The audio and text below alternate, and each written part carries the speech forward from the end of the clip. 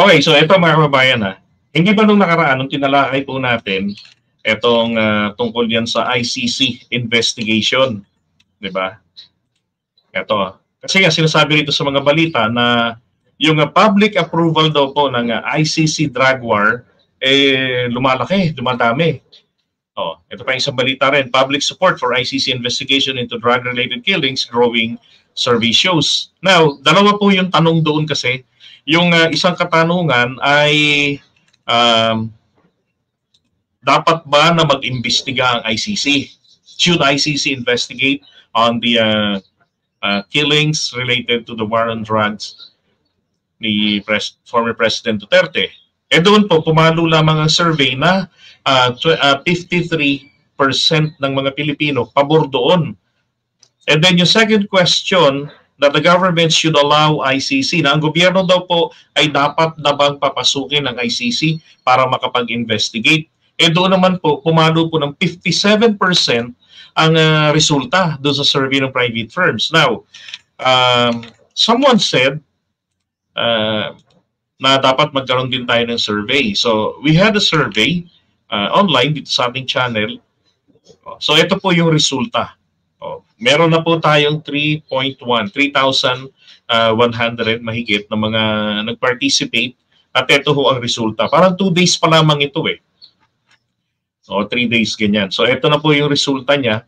Ang mga Pilipino ho na pumabor para mag-imbestiga ang ICC, just investigation alone is 16% lang.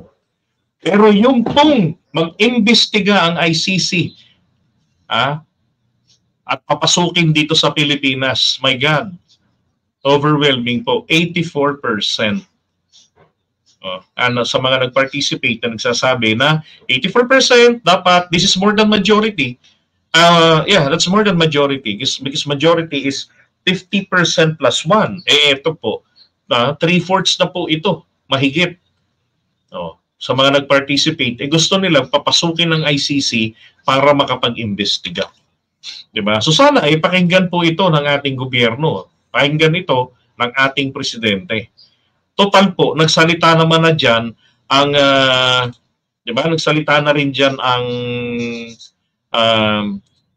Korte Suprema noong 2021 pa. Ang sabi ng Korte Suprema, meron pa naman tayong obligasyon na makipag-cooperate sa anumang proceedings ng ICC.